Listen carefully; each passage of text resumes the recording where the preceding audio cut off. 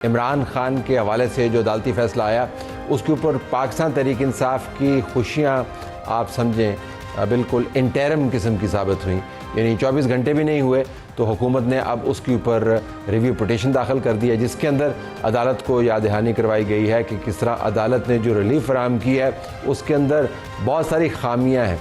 ये उस हुकूमत की तरफ से है जिसने इस तमाम फ़ैसले को जब ये आया वेलकम किया और कहा कि कैसे हमने कानून और आइन के सामने अपना आप सुपर कर दिया और हमने सुपुर्द कर दिया और हम इसके ख़िलाफ़ सीना तान के खड़े नहीं हुए, पीटीआई की तरह हम नहीं हैं। लेकिन 24 घंटे के अंदर उन्होंने ये बताया कि उनको इसके अंदर बहुत सारी खामियां नज़र आईं।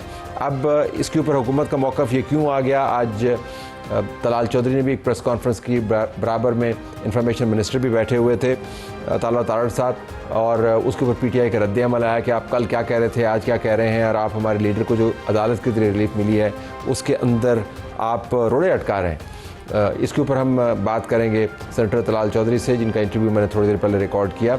लेकिन ये जानने के लिए कि नून लीग के अंदर किस किस्म की सोच पाई जाती है और पाकिस्तान तहरीक इंसाफ इसको 24 घंटे के अंदर जो माहौलियाती तब्दीली आई है सियासी तौर पर उसको कैसे असेस कर रही है। हमारे पास पैनल भी मौजूद होगा, सेनेटर नासिर भट्ट मुस्लिम लीग नवाज़ की तरफ से और शफकत अब्बास साहब पाकिस्तान तहरीक इंसाफ की तरफ से हमें ज्वाइन कर रहे होंगे।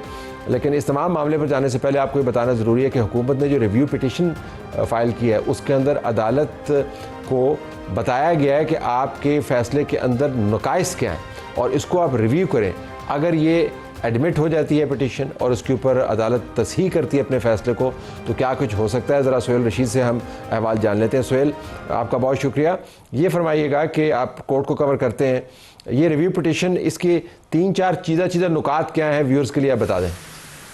बहुत शुक्रिया तलत साहब। सबसे पहले अगर इस रिव्यू पिटीशन की बात करें तो उसमें जो ग्राउंड्स ली गई हैं उसमें यह कहा गया है कि चूँकि एक प्रिजन रूल्स में चीज़ तयशुदा है, रूल 197 जो है वो कैटेगोरिकली एम्पावर करता है जो जेल सुपरिटेंडेंट है वो आईजी प्रिजन से कॉन्टैक्ट करेगा और उसके बाद अगर किसी प्रिजनर को कहीं शिफ्ट करना है तो वो करेगा।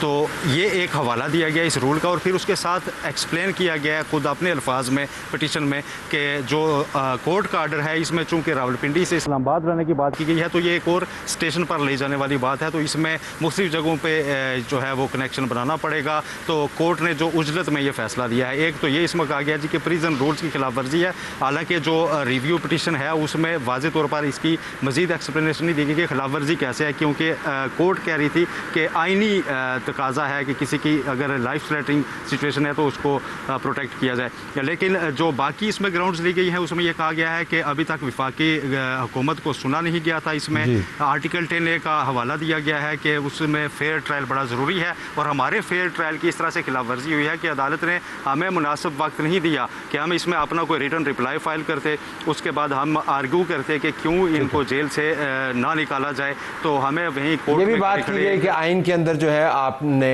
सबके साथ एक ही जैसा रवैया अख्तियार करना होता है, इमरान खान को या किसी भी लीडर को आप स्पेशल ट्रीटमेंट क्यों दे सकते हैं। लेकिन मैं ये जानना चाहूँगा कि ये कल जब आपने इसको कवर किया और आज जब ये रिव्यू पिटीशन फाइल हुई तो 24 घंटे के अंदर आपको तब्दीली नजर आई या होना ऐसा ही था जैसे हुआ? देखिए, तब्दीली ये है कि इंटरम ऑर्डर के खिलाफ रिव्यू पिटीशन बहुत कम देखने में आती है। कोई फाइनल जजमेंट हो तो उसमें तो ये होता है, लेकिन सिर्फ रिव्यू पिटीशन काफ़ी नहीं होगी क्योंकि ये एक पेंडिंग केस है जिसमें नेक्स्ट डेट ऑलरेडी गुज़श्ता रोज़ के ऑर्डर में डाल चुकी है और वो 16 सितंबर रखी गई है। और इस वक्त सुप्रीम कोर्ट में अदालती छुट्टियाँ चल रही हैं, 3 रुकनी बेंच हर रोज़ दस्तियाब नहीं होता, जजेस मुख्तलिफ स्टेशन पर भी काम कर रहे हैं, इसलिए गर्मियों की छुट्टियों के बाद इस केस को आइंदा रखा गया था। तो इसमें एक अर्ली हियरिंग भी डालनी पड़ेगी, उसमें भी कन्विंस करना पड़ेगा कि कौन सी अर्जेंसी है ऐसी कि सुप्रीम कोर्ट गर्मियों की छुट्टियों में इस केस को दोबारा टेकअप करे, क्योंकि ये केस लगवाया कैसे गया था वो भी जानना ज़रूरी है। एक हफ्ता पहले वज़ीर आला खैबर पख्तूनख्वा सोहेल अफरीदी अपने कारकुनान के साथ सुप्रीम कोर्ट के बाहर इकट्ठे हुए थे और उन्होंने कहा था कि फिर खबरें आ रही हैं कि इमरान खान साहब की है तो सुप्रीम कोर्ट में हमारे कुछ केसेस पेंडिंग पड़े हैं। फिर रजिस्ट्रार से मुलाकात की सलमान अकरम राजा ने और वहाँ पर ये यकीन दहानी कराई गई थी कि हम नेक्स्ट वीक में जो बेंच अवेलेबल हुआ 3 मेंबर क्योंकि ये केस पहले 3 मेंबर बेंच सुनता रहा, तो उसके सामने ये केस रखेंगे, तो फिर ये इस 3 रुकनी बेंच के सामने केस इन हालात में लगा था। तो फौरी तौर पर एक तरफ ऑर्डर जो है वो इन फील्ड आ चुका है, उसमें वाज़ेह तौर पर 2 दिन का वक्त दिया गया है कि आप हॉस्पिटल में शिफ्ट करें, और आज 1 दिन गुजर चुका है, और कल के दिन की इस वक्त तक जो मेरे पास इतला है, जो खबर है कि सुप्रीम कोर्ट ने इस रिव्यू पिटीशन को फिक्स नहीं किया है। अब कल सुबह जाकर अगर दोबारा से वहाँ पर प्रेस किया जाता है, इसको ओपन कोर्ट में रिक्वेस्ट की जाती है कि ये केस मंगवाया जाए, और बहुत अर्जेंट नेचर की एक सिचुएशन क्रिएट करके उसके बाद इसको रिवर्स करवाया जाता है, तो ही मुमकिन होगा। वरना कल शाम को जब यही वक्त होगा तो जो 2 दिन का वक्त है वो तो ओवर हो चुका होगा, और ऑर्डर जो है वो बाइंडिंग है और हुकूमत जो है अमलन कंटेम्प्ट ऑफ कोर्ट में होगी, यही कह रहे हैं ना? जी ऐसा ही है। अगर कोर्ट चाहेगी, उसकी डिस्क्रिप्शन है कि वो कंटेम्प्ट ऑफ कोर्ट की देखते हैं कल क्या होता है। लेकिन ये हैरत अंगेज स्पीड के साथ मामला तब्दील हुए हैं। कल कोर्ट के फैसले को प्रेस कर रहे थे, अब उस कोर्ट के फैसले के यकसर खिलाफ गए हैं। कुछ देर पहले मैंने सेनेटर तलाल चौधरी वज़ीर मुमलिकत बराए दाखिला से बात की, जिन्होंने आज प्रेस कॉन्फ्रेंस भी की। आइए सुनते हैं बातचीत के अंदर वो क्या कह रहे हैं। जी तलाल चौधरी साहब, बहुत शुक्रिया आपने हमें ज्वाइन किया। जी ये फरमाइएगा कि इस वक्त तक तो कोर्ट ने जो ऑर्डर दिया है और अभी तक 24 घंटे तकरीबन गुजरने के बावजूद इमरान खान शिफ्ट नहीं हुए। देखिए, मैंने आपसे कहा है कि भी क्योंकि 2 दिन उन्होंने खुद कहे थे, और उसके बाद 2 दिन वो हैं, और इसके अलावा हमने सर तस्लीम ख़म पहले करते हैं, बाद में हम रिव्यू ये दायर कर रहे हैं। हमें इस बेसिक राइट से, किसी के इलाज से ना सियासी कोई इख्तलाफ है, ना कानूनी तौर पे कोई इख्तलाफ है। हालांकि इसमें इसकी डिटेल में जाके कि नोटिस हुआ नहीं हुआ, क्या हुआ, रिपोर्ट्स क्या थी, अच्छी थी बुरी, हम किसी चीज़ में निटी ग्रिटीज़ में नहीं जा रहे। हम मोटी मोटी चीज़ों में एक हुकूमत के तौर पे इसे देख रहे हैं। हम एक इंडिविजुअल के तौर पे या एक अपने सियासी मुखालिफ के तौर पे तो बिल्कुल भी नहीं देखते।